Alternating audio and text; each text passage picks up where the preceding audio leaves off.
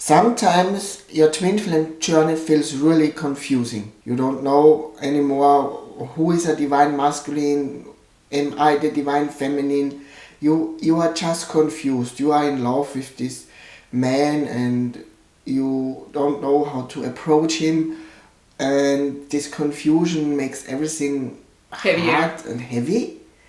Then this video is perfect for you, because we will share about the divine feminine. What is the divine feminine? How is the divine feminine? And how you can get clear if you are the divine feminine. And it doesn't matter in which body you are. So, stay tuned. Welcome to our channel, Twin Flames Embrace. We are Paco and Deborah and would be sharing about divine feminine. And how can you get clear? Who are you? Are you the divine feminine? How can you cultivate this? And more importantly, how does this impact your romantic journey, your path towards your true twin flame, your one true love, your perfect partner, your forever person? So we found in our journey to be really important to get really clear what the divine feminine energy is, who the divine feminine is, how she interacts, how she works in a relationship, in the union. Because a lot of the times when we don't have this clarity, it can be very confusing, and we see it all the time in this journey. And this can be really frustrating, like when you are looking for your one true love and suddenly you start asking yourself okay, who is who? Because of course the divine feminine has been programmed to fulfill certain prerequisites that may not be in alignment with herself, and also this will make the relationship feel relatively heavy or unclear, and therefore it's gonna be quite challenging to go deeper in that relationship with your divine masculine, with your partner. So how we like to see the divine feminine, we learned this from our teachers, Chef and Shelia, is seeing the divine feminine as a flower. She's a receiving energy. She relates to the world and to creation through this very receptive energy. And it's really important to get to know how you like to tune yourself with that receptive energy, because as I was saying, the divine feminine has been programmed by culture or society to be open like a 24/7 drugstore, which doesn't really feel very good. That's not the appropriate way for her to relate to the world. And so when you realize that you are opening up to situations that don't feel good, that you are overgiving in your relationships, that goes against your nature as a divine feminine, because of course you are created to not only receive but to give, but you give as a feminine in a very particular manner. And knowing that and getting really clear if you like to interact with the world by this active giving energy, like more masculine, or in this more nurturing, softer receiving energy, then you will very soon come to the conclusion that you are probably a divine feminine, and you will start to find ways to honor that about yourself and set the appropriate boundaries with the people around you, so that this inner space, which is your inner temple, can be honored and respected. And this is actually what your partner, your divine masculine, finds very attractive in you, and what will make the two of you come very, very easily together to each other. So basically this is a very clear short picture of a divine feminine. We always invite this exercise. It's like the divine masculine is like the bee who goes from flower to flower and pollinizing it, and the divine feminine as the flower. And you can always sit with yourself and get clear which of these two energies feel better. I love this example, because in this example you see in the flower receiving the bee she gives. Yeah, exactly. In that openness is where she gives. And that's what feels good in the relationship that you have with your partner, with your twin flame. And again, even if you are with your true love, your one divine counterpart, whichever name you want to put it, you still have to honor how it feels good for you to receive him and therefore give in kind. This is a very important part, because open and giving does not mean that you have no boundaries. It's the other way. You have boundaries, but you don't have walls. Walls are not boundaries. Boundaries are very important, that you feel safe in being your true self, and that also your twin flame, your true love, is meeting your needs. And it's important to be aware of your needs as a divine feminine, because you are the compass for the twin flame union itself. Yeah, exactly. And I love that you touched upon that, because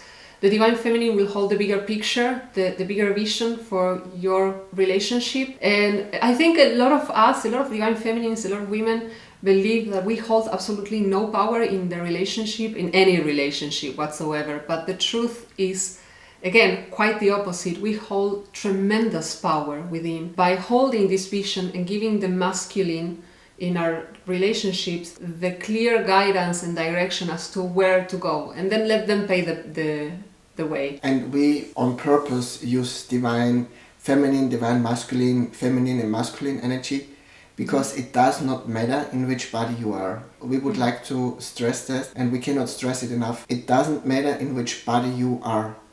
You are the divine feminine in the body you are in. It doesn't matter. It's totally beautiful and okay. Yeah, and just as a footnote, you probably manifested being in a different body that doesn't quite reflect who you truly are, mostly out of fear. So there's no need to go and like hide in the corner and punish yourself for having manifested this situation. It can totally be healed through. This is what we are doing in our union, as Paco is a trans man. But we felt like it was very important to address this and really talk to the divine feminine so that you can get to know yourself better in this place and you can get clear. And this also helps the divine masculine getting clear, because if you don't really relate to anything that I'm sharing as the divine feminine, you can rest assured you are a divine masculine. And again, it doesn't matter which body you are in, because we are all basically energies. We are all embodying a polarity. This is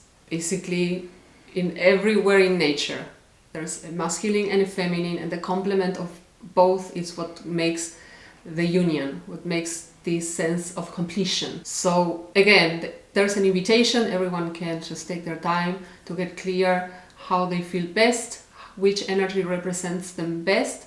And to the divine feminine, knowing that you hold great power. And again, I feel like this is also important to address it, because a lot of the times we've been trained to overgive and not really take care of that energy and that inner well. And it's very, very important as a divine feminine. So if you just caught yourself discovering that you are one, I feel like it would be very nice to share very, very simple, quick tips that you can integrate in your everyday life moving forward to keep this very sacred energy actually protected. And again, not by building walls, but by having proper and healthy boundaries with your environment. Because I remember something that our teacher Shalia was sharing recently in one of our classes with them, was that when the divine feminine feels like radiant, it's a high chance that a masculine or anyone will come and try to suck that energy away. So it's very important that that energy remains within the compounds of your relationship, of your romantic relationship, of your twin flame union, that you can use that energy to actually grow the relationship rather than leak it away and feel depleted. So I'm going to be sharing very quick 3 very simple tips. One of them is taking the time to assess how the relationships you are having feel to you. If they are feeling draining, that means that probably there's an imbalance in that relationship. Maybe you are overgiving in that relationship, and the more you can get clear with who and how, the easier it would be to realize that you can start setting boundaries that honor how you feel best in relating to this person or situation. And the second one is almost related to this one, is also finding ways that feel good to you to replenish, because a divine feminine, until you get clear that you are one and you start setting these appropriate boundaries, you may be interacting with the world from a very masculine energy, and that means that you are exposing yourself way too much, more than what feels appropriate to you. So by doing something that feels good, that you feel brings you joy, that brings you calmness, that again like kind of like fills that inner well, you are going to be able to find that balance as you work through this first tip of setting appropriate boundaries. And the third one is to know your value.